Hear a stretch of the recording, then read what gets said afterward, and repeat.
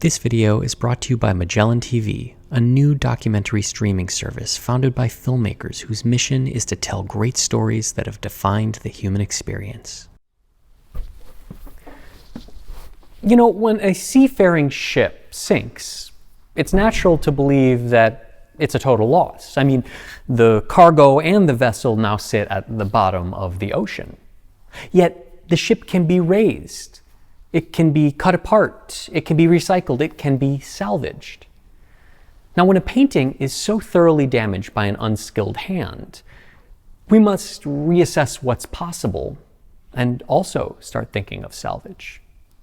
This painting, a copy of Van Dyck's famous portrait of the musician Hendrix Liberty, well, it's weathered a tempest or two. After some structural damage, a tear or a puncture perhaps, it was the subject of a rather aggressive conservation, including a wholesale skinning of the painting. That is, the topmost layer of paint was removed.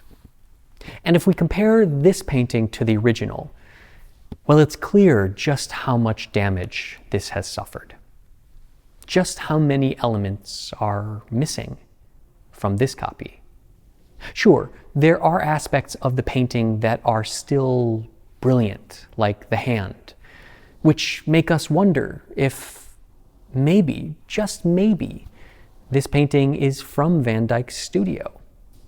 But the face, well, all of the glazes and some of the structure, well, that's gone as well. And that's to say nothing of the coat and background, which have been reduced to, well, a crude underpainting or sketch at best. And unfortunately, this damage is irreversible. There is no way to go back and return what was lost. This is permanent. Aside from the Herculean effort it would take to recreate this painting, any attempt at doing so would effectively push the conservator into a gray zone of ethics. For the repainting, recreation, or forgery of the original, it's something that we cannot do. And no matter how good we are at retouching Van Dyck, we are not. So we have to start thinking about what is possible instead of what isn't. So we must find a way of returning value to this painting. Economic, artistic, or just emotional, to enable it to have an existence going forward. There must be some way to thread this needle while avoiding the trap of excessive work and interpretive collaboration, yet still affecting positive change and, well, salvaging this once beautiful painting.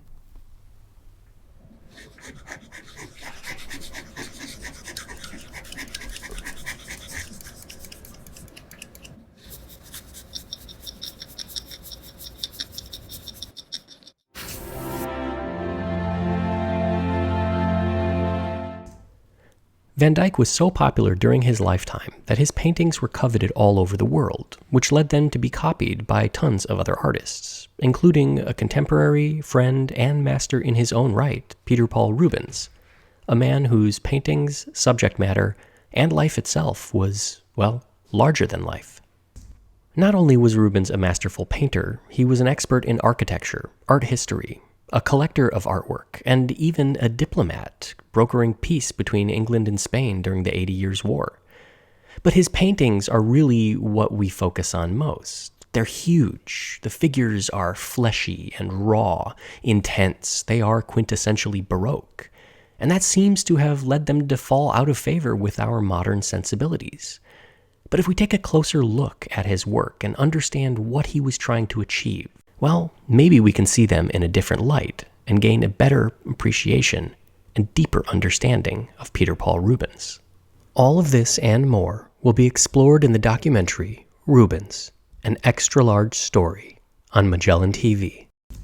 Magellan TV is a new type of streaming service created by filmmakers to showcase some of the most interesting documentaries around. With a catalog of over 3,000 titles from which to choose, there is surely something that will capture your imagination. From history to science, outer space, the natural world, and even the arts, Magellan has something for you. You can watch on just about any device, your phone, tablet, computer, or even stream to your TV. And the best part?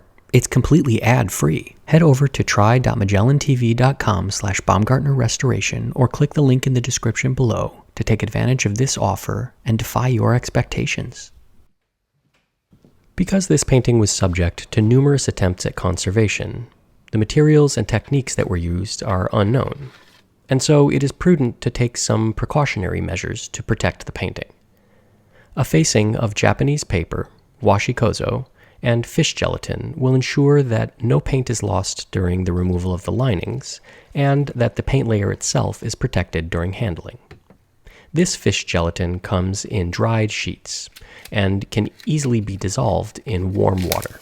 This is a food-grade fish gelatin, so if one so desired, one could eat said gelatin, though one would certainly need a mint afterwards. Allowing the fish gelatin to dissolve slowly under low heat is absolutely critical to not burning it. Too high of a heat and it will scorch and lose its adhesion properties. Too low and it simply won't dissolve into the water timely. Now once the fish gelatin has fully dissolved into the water and is mixed, it can be removed and taken over to the painting. This fish gelatin has an open time of approximately 10 or 15 minutes, which is plenty of time to apply it to the face of the painting with a bristle brush conveniently labeled fish glue. In this case, I'm using small sections of washi kozo as opposed to a large sheet. And I've chosen to use small sections because this is a fairly big painting and it's going to take some time to cover everything. Now that seems contrary to what would be obvious. Big painting, big sheet, easier and faster. Unfortunately, sometimes using a big sheet results in air bubbles in the facing. And to remove those air bubbles requires the overworking of the paper, which can result in its damage. It simply falls apart. So by using smaller sheets, I have a little bit more control, and I can ensure that any air bubbles are removed without running risk of damaging or weakening this paper. Because after all, the strength of this paper is what we are after, and if it were damaged or weakened, I would have to add another layer or simply start over.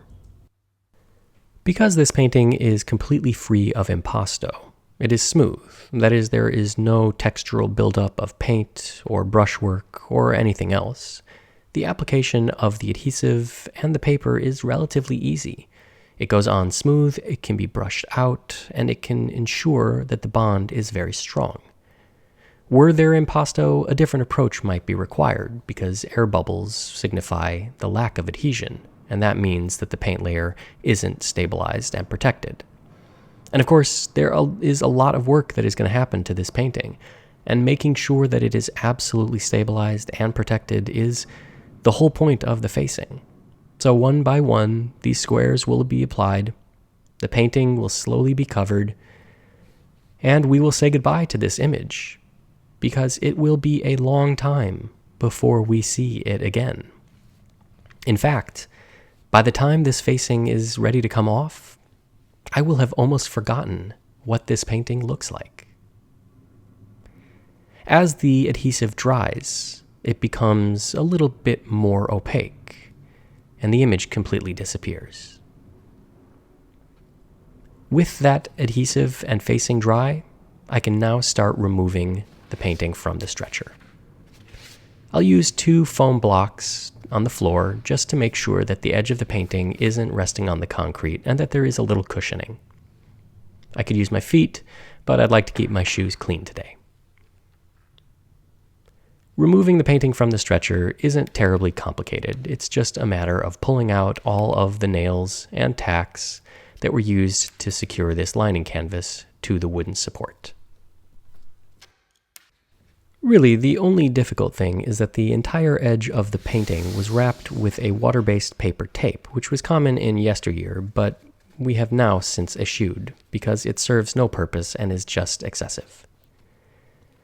Before I remove the canvas, I'm going to go ahead and make sure that I get any errant tacks that I might have missed on the first go-round. This will ensure that the canvas doesn't get hung up and no creases or crinkles or folds happen when I try to remove it. Now, removing the stretcher is as simple as lifting it off and placing it aside. It will need to be cleaned, and the excess paper tape and tacks will also have to be removed, but right now the focus is on the canvas. And I mentioned that this lining needs to be removed, and so I'm starting to peel back the lining, and I find something rather interesting. Underneath the canvas lining is a layer of heavy paper, and underneath that paper is another layer of canvas.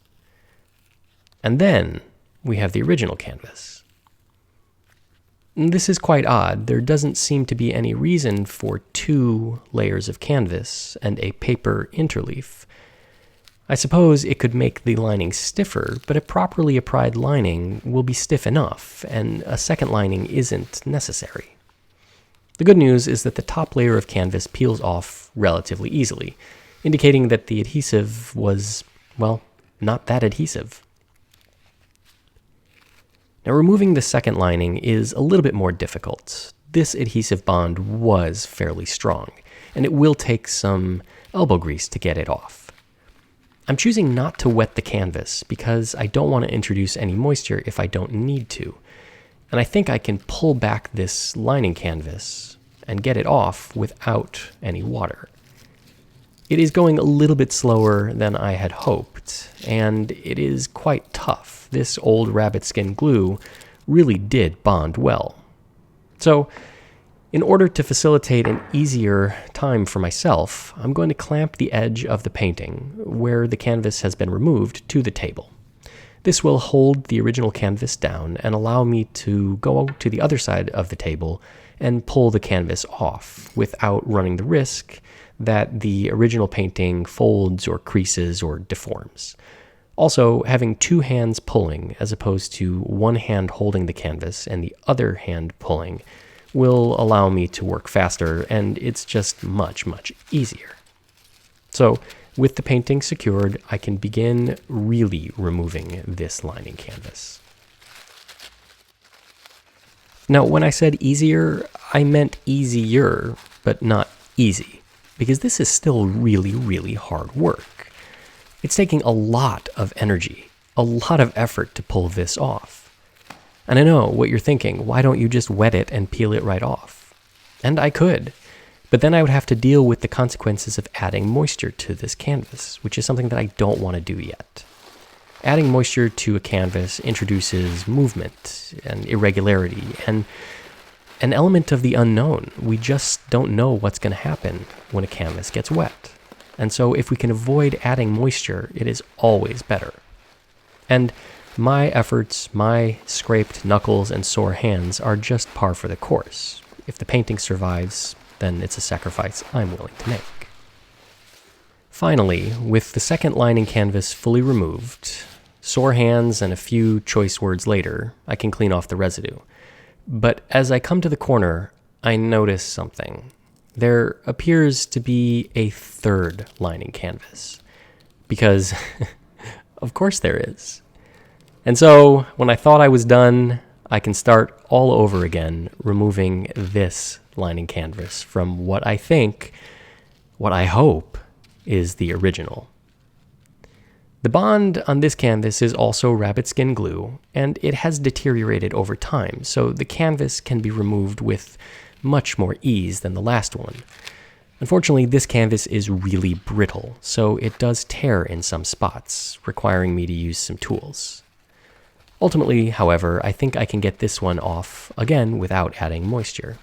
Had I used water on the first and second lining canvas, I might have reactivated the adhesive on this lining canvas, and maybe not have been able to get this canvas off of the original in time to prevent any distortions. Now, as I remove this lining canvas, the final lining canvas, I can start to see the original and all of the repairs that were executed on it. And this is really what I was looking for, a clue as to what was done. I can see major paper patches applied to the back, indicating that the tears or damage that we could see on the face really did extend to the structural canvas. Sometimes lots of retouching on the face of a painting doesn't indicate any structural failures. But in this case, it seems that that is precisely what has happened. Major damage to the structure of the canvas, and, of course, major damage to the image. So, finally, all 3 lining canvases removed. It is now at this stage, with all of the lining canvases removed, that I can begin the process of removing the old adhesive from the original canvas. This is where I will introduce moisture, and I've chosen to use a synthetic clay water gel. This is simply a powder mixed with water that turns water into a gel.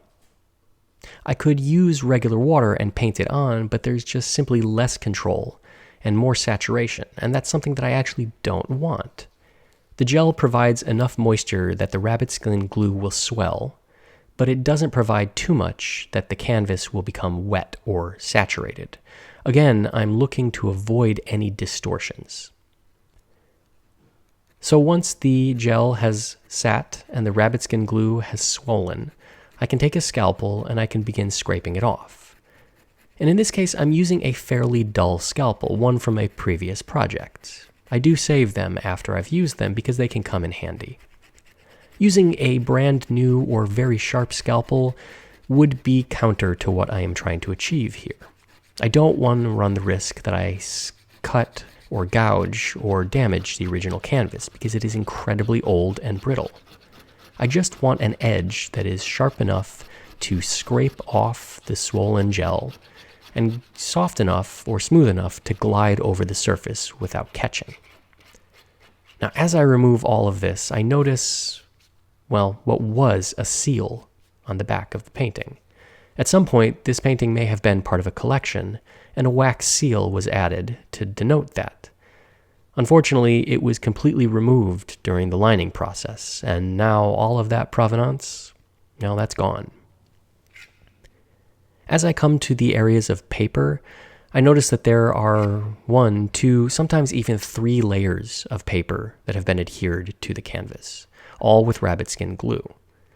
It's a little bit more work to get each of these layers off because the paper just disintegrates and it gums up the edge of the scalpel.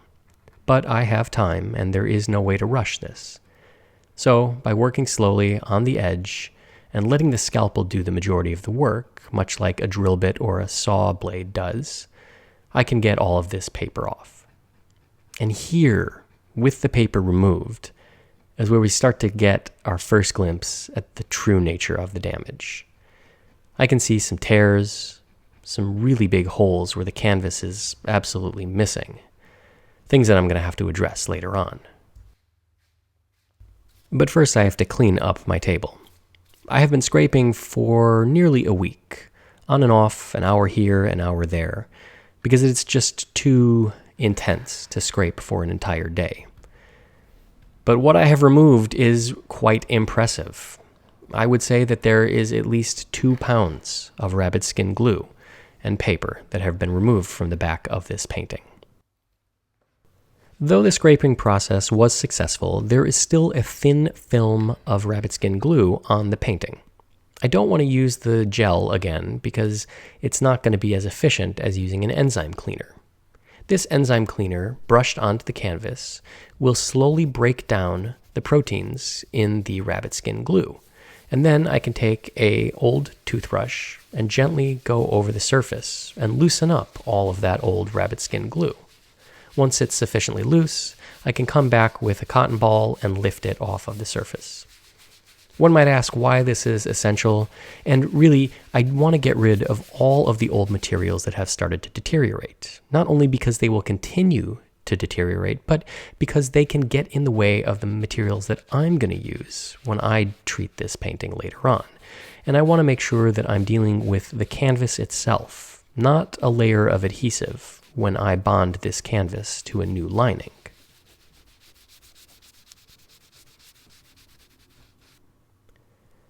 So, working in sections, I will slowly remove all of this residue, making sure that the canvas is all that remains. Nothing exciting here, just more removal of glue, which seems to be a major theme in the conservator's life. Now, with all of the adhesive removed, I can transfer the painting to the hot table, where I'm going to execute a treatment that has two functions. One, just to ensure that there are no remnants of adhesive left, and two, to relax and flatten the painting. Now, though I try, it is inevitable that whenever a painting has a lining removed and old rabbit skin glue removed, there is some distortion of the original canvas. And doing this treatment will ensure that the canvas is flat and smooth, and that any little remnants of rabbit skin glue are sucked down and out into this blotter paper. So using the large hot table is a real benefit here because this painting is just a little bit too large for the small hot table. In addition, the larger hot table heats up faster and has a higher vacuum pressure that can be applied. So it will mean that the painting is exposed to moisture for a shorter duration and has a higher pressure applied to the surface, ensuring that it gets absolutely flat. I'll lay the painting down and make sure it's perfectly centered on the blotter paper, and then I'll cover it with the Mylar film. I'll use tape to secure the Mylar to the table, ensuring that it is complete and that there are no voids or gaps where the air could escape and compromise the vacuum that I want to create.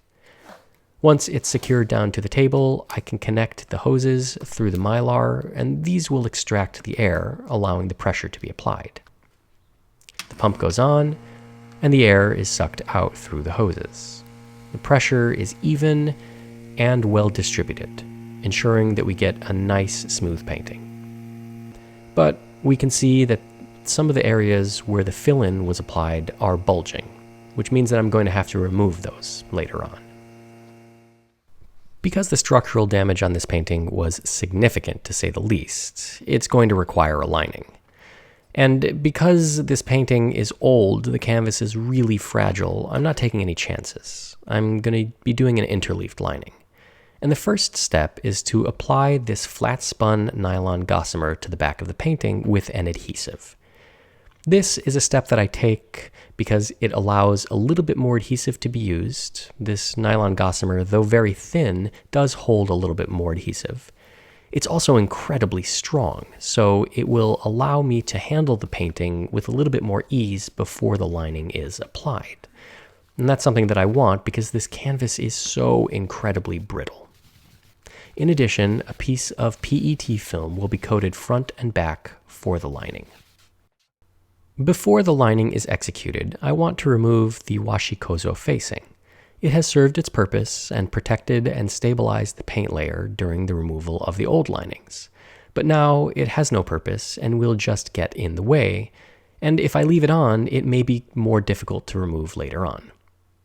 I'm using a brush with some warm water, and I'm going to apply it to the entire painting and allow that fish gelatin to swell and become soft. As easily as the facing goes on, unfortunately, it does not come off in the same manner. The washi-kozo, when fully saturated, starts to dissolve and comes off in little pieces as opposed to large squares. It is unfortunate, but it is really not a problem. Though it takes more time, I have time, and the painting isn't in any rush. So using a flat palette knife, I will slowly move across the painting and just peel back all of these layers. I'm not terribly concerned about any remnants of fish gelatin adhered to the face of the painting. I'll remove that once I've gotten all of this paper off of the painting. It is interesting, having spent so many hours, so many weeks working on the painting without seeing the front, to see it again. I had forgotten what it had looked like. Truth be told, I had forgotten how much work was ahead of me. And as I remove all of this facing, I am realizing now that though I thought I was halfway done, the real work is just beginning. But that's okay. I have the time, and I like the challenge. We are here to salvage this painting, after all. And now we have come to the cleaning process. I've made tests and determined that there is not a heavy layer of surface grime, but that there is a layer of discolored varnish. So using the appropriate solvents, which again I have tested to ensure that they do not cause harm to the painting, I'm using a rolled cotton swab, effectively a larger version of what we use at home, to remove this varnish. As the varnish comes in contact with the solvent, it softens, it swells, it dissolves and breaks down, and I can use the swab to lift it off of the canvas. I use a slight rolling motion as I move the swab across the canvas to lift up that old varnish. In addition, some of the overpainting is coming off with the varnish, a welcome relief, for that is often not the case, and more drastic measures are required to remove old retouching. With just this small section of the hand cleaned, we can see just how much of a difference there is. The old varnish has deteriorated over time, as is common with natural resin varnishes like Damar or mastic and shellac. The UV light turns them yellow. They become brittle, sometimes cloudy and cracked. And when we remove them, we can start to see what the artist really wanted us to see: the subtle, delicate variations of color, the smooth blending of the paint, really the artist's mastery. All of that is concealed by old, dirty varnish. And just working on this hand, I can tell that at once this painting was really stunning. If we look at the painting under UV light as sections of varnish are removed, we can see that the neon green haze that is the old varnish comes off, and the painting is revealed. We can also see lots and lots of overpainting, excessive retouching that, well, I'm going to have to remove as well. While this painting was profoundly damaged, not only through the tearing of the canvas and paint loss, but probably with the old conservation attempts as well, there are still some glimmers of really beautiful painting here. And the whole goal of this project is to salvage what can be saved, to bring back what may remain of the original painting, to undo all of this bad work and try to make it so that we can appreciate the talent of this artist. Now, cleaning the face was an area that I was both excited and very nervous about. The face does not look good now, and there is a ton of overpaint. It is essential that I remove that overpaint because it's discolored, it's incomplete, it's sloppy, and I can do better. Unfortunately, removing all of this overpaint reveals more damage. Much, much more than I had hoped.